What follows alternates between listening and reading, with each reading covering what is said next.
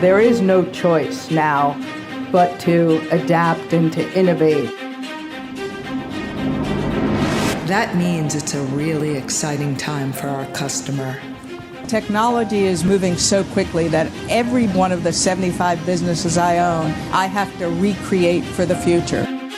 I've owned more than 240 companies over the last 14 years, generating more than $100 billion of revenues and saving more than 700,000 jobs. I built my business around the mission of creating jobs in America, to give everybody the dignity of work.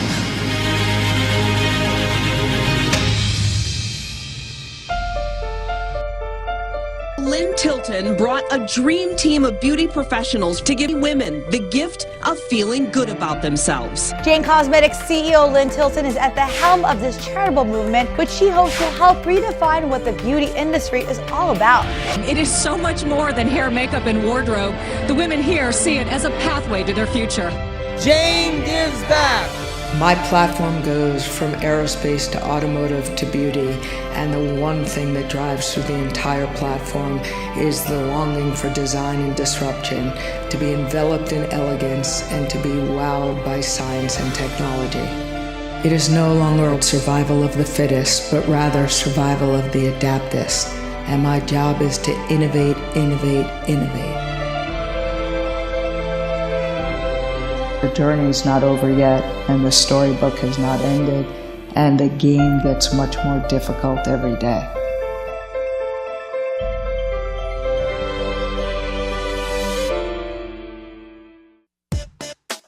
Please welcome Lynn Tilton, Chief Executive Officer, Patriarch Partners, LLC.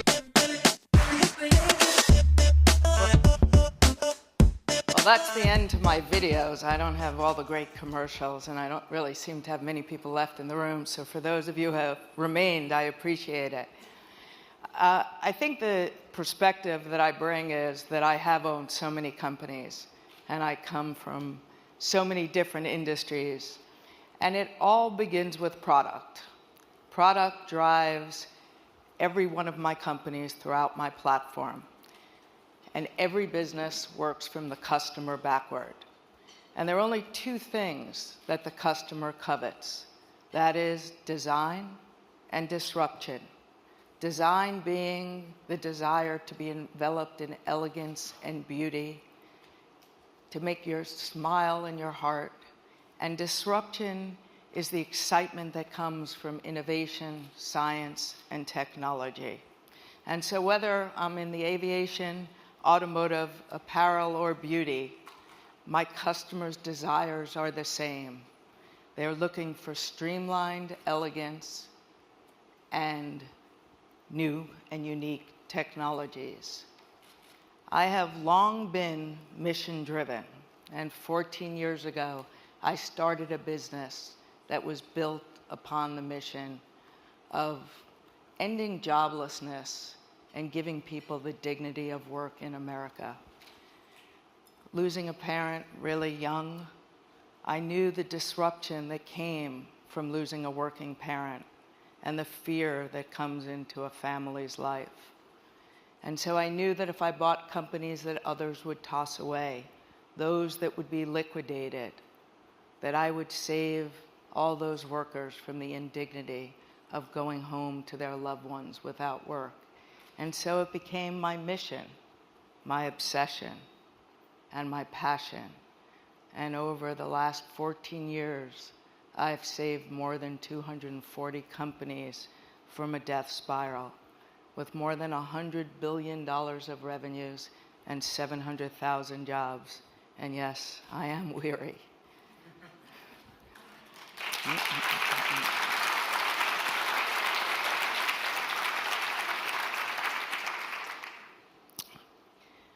But, you know, in that, you build and you learn and you become what you need to be.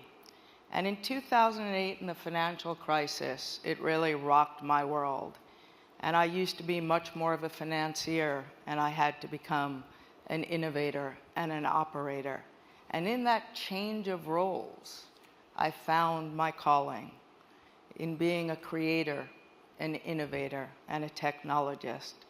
That was what really made my heart beat fast. And then came the clarion call to beauty. And in 2009, on a Friday night, I got a call in a car from a bank that said, I remember that you like brand names. You have till Monday to decide if you'd like to buy a company called Stila Cosmetics. And although I know less than all of you about beauty, at that point I really knew nothing.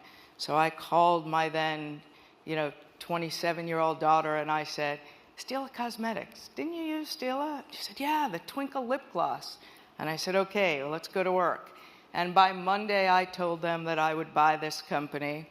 And 10 days after that first call, on my 50th birthday, I gifted myself with this great brand. And it was through this brand that I learned what I could do for women, that I could enlighten, I could empower, and that I could basically give them the confidence and the courage to embrace their journeys. And that's what I love the most about beauty, because I came to realize that when we feel beautiful and we feel confident, our inner beauty shines. And we become the more compassionate self that bears the wings of our greater angels. And so for me, beauty has become a tool where I can touch women. And that's really, really important to me, because it's so important that we be kind to each other. And we really talk a good game, but we don't do it very well. So for me, Stila became that first horse that I could ride. And I will tell you that I have gifted Stila to the president of Costa Rica, to Barbara Walters, to Shakira, to the first female 4-star general in the Army, and to women at battered and homeless shelters. And they have all responded with the same awe and appreciation. Beauty humbles us, it excites us, and it binds us. I have found that in the beauty industry, like everything else, it's all about how you can create that white space and innovate and disrupt. And so at my beauty house, as well as across all my companies, design and disruption, design and disruption, design and disruption. It is our mantra and it is our morning prayer. One has to have the courage to out-innovate oneself. In this world of technology, startups and electric companies can easily displace long-embedded brands. That gives us opportunity, but it also keeps us on our toes. So at Stila, even though I'm up over 30% in the first quarter, I've decided to sweep my shelves and created all new packaging. And my desire was really to envelop my customer in elegance and to shower her in jewels. And so even my gondolas, completely recreated. And people say to me, you're going to take back all that inventory? Yeah, because if I don't out-innovate myself, someone will come and take my place. And so yeah, it takes great courage, but greatness always takes great courage. At Jane, I've created a new brand, one that's older to you and newer to me and even newer to the shelves, but from the launch, philanthropy was at its core. And it started out that I basically funded young girls' charities so they wouldn't give up that dream of giving back. But in December, I took a very emotional tour around the country to battered shelters for women. And I took my Jane Cosmetic field service teams and my Stila, and I took Ken Pavis and his hair care team, and I also took my Spiegel stylist. And we traveled the country from west to east, to these shelters, and I saw firsthand how we transformed lives by transforming their looks, by giving them that dignity in the moment that they should never be treated less than they felt. And so we completely changed our everyday strategy to buy one, give one to a neighbor in need. And so every time you buy a Jane cosmetic, we give one to a shelter for battered women right in your community. And it's really my hope that I can teach young girls that compassion is contagious and that kindness is cool. Girls being kind to girls. What an incredible concept. But ladies, it's up to us to make it a reality. And so this year, I actually decided to put my money where my mouth was, and I funded a $5 million X Prize. And I spend a lot of time in the world of technology with some of the greatest technologists, but there are no women. And so I put up a prize for any winning X Prize team, $5 million, because I'm trying to really incent those, that would have a female CEO and at least half its leadership as women. Because as I look at these X Prize teams competing for SpaceX and Qualcomm, about 10% are women. So I realized that if I put up enough money that men had to choose at the beginning their female counterparts, that maybe this would change the journey. But in the end, ladies, it's up to us to truly be kind to each other. But last in my beauty house, I've had the honor and the pleasure to work with one of the kindest people I know, and really one of my favorite stars in the universe, Ken Pavis. And usually I'm rebuilding companies. This time I got to start something from scratch. And from the logo to the science and technology of the labs, to the closures, to the colors, to the shapes of packaging, we really built this together brick by brick. And the most important aspect of this brand, these 18 products that we'll launch at the end of the year, for both of us, was that it be inclusive, that it be affordable, and that it be available, so that every woman could understand the wonder and awe that comes from the better version of self. Well, I've been asked here to sort of tie together all these speeches and bring it all to a close. So it would be inappropriate if I didn't talk about metamorphosis, butterflies, change, the courage to disrupt. But frankly, that butterfly you see has always been my note card.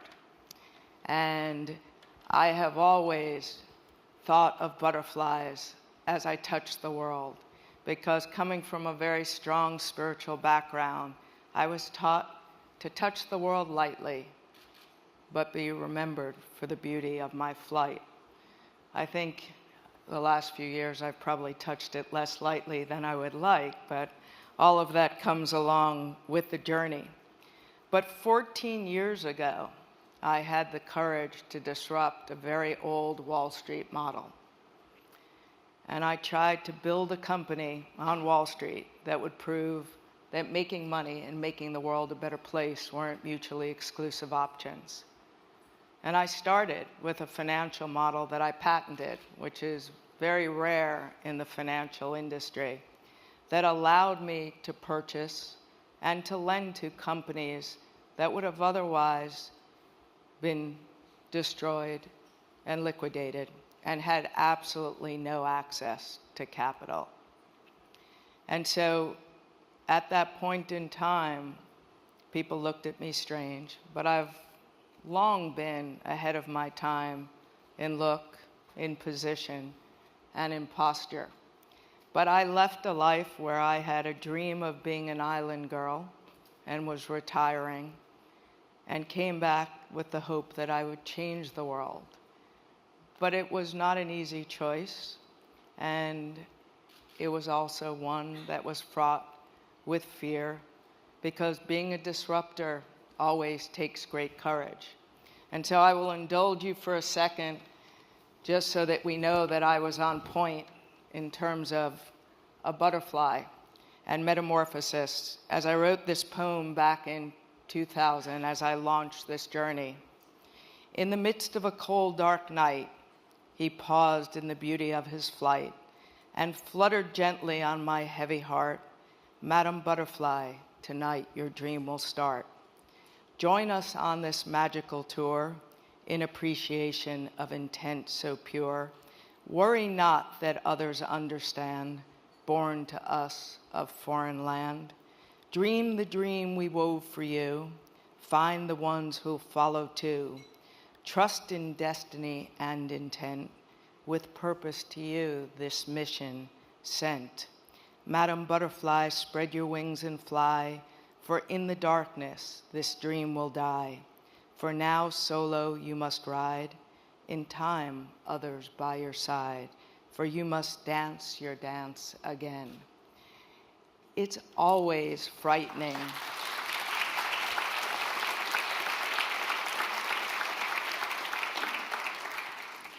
It's always frightening to disrupt long embedded stronghold beliefs, industries.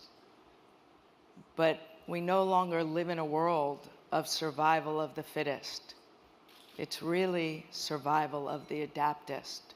And if you hold on tight, you will die. And so we have no choice but to let go, to dream the dream, to close our eyes and build the vision that we see. And so I encourage you, let inspiration and courage be the wind beneath your wings, and let us all be butterflies and fly. Thank you.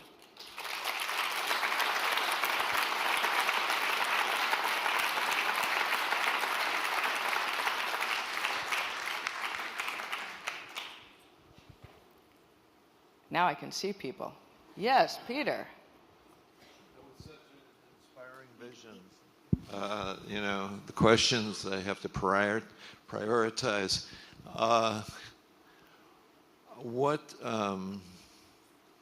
What do you think is, since you've been so active in saving companies, I think this is the first time we've ever had a speaker who talked about saving companies and saving jobs.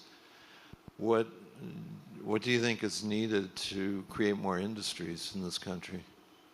Well, I actually think that technology is our great gift. I mean, on one hand, as we move more and more towards artificial intelligence and robotics and three-dimensional printing and the Internet of Things and sensors and chips and LiDAR, all the things that are allowing us to dream and create, you'll lose some jobs, but it also allows you to build where you make it.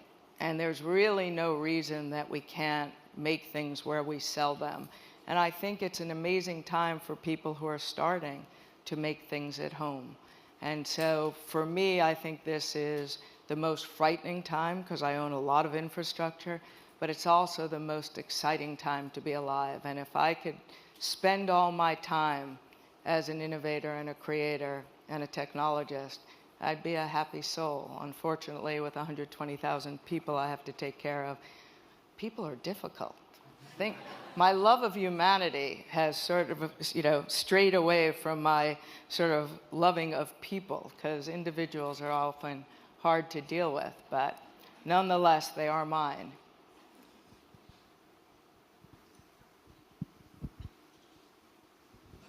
Yeah, thank you for that speech, and very, very impressive achievements over 14 years, 250 companies.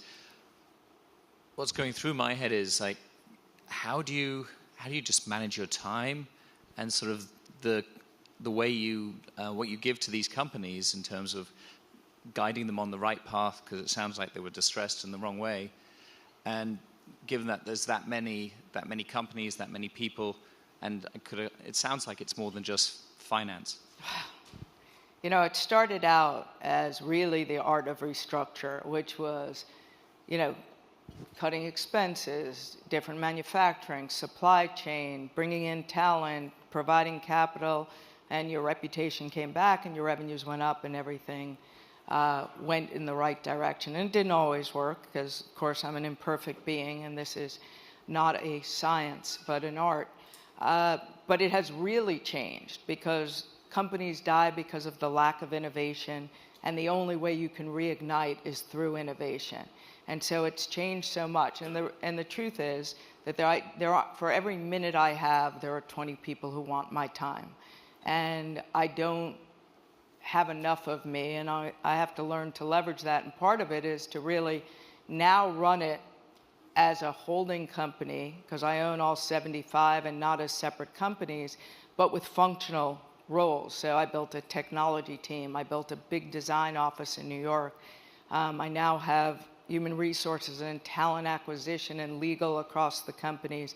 And now I'm really trying to leverage it by being able to have both people who can lead large groups of people, as well as being inspired by young brilliance, which is what I really need. And when you have it as separate companies, you need people with a lot of experience that are not necessarily your visionaries. So I realized for me to be inspired, for me to have the wings of flight, that I need to have some young brilliance and excitement around me. And so I'm in the process of changing my organization, because the truth is, the frailty to my world is that it is way too much of me. And I own all these companies, and I am actually the CEO of my automotive platform, which is a $2 billion revenue platform in 15 countries with 40 facilities. I run my defense company, and I run my beauty house. So I'm not doing things nearly as well as I need to really make the magic flow.